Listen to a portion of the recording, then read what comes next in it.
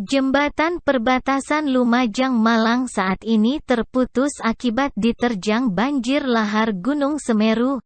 Badan jembatan tersebut putus dan hilang terbawa derasnya banjir lahar Semeru sekitar pukul 14.15 waktu Indonesia Barat.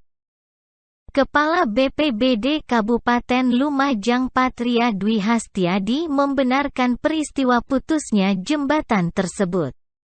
Meski demikian, BPBD belum melakukan proses asesmen sehingga belum bisa menjelaskan kondisi secara mendetail.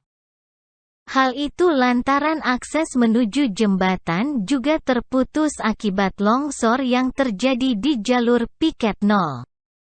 Adapun banjir lahar terjadi di sungai yang berhulu ke Gunung Semeru itu terekam seismograf dengan amplitudo maksimal 40 mm.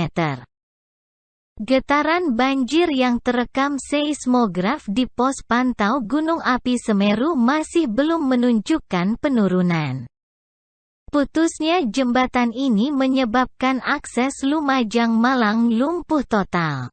Kemudian Patria mengimbau kepada seluruh warga yang rumahnya dekat dengan aliran sungai untuk segera mengevakuasi diri ke tempat yang lebih aman.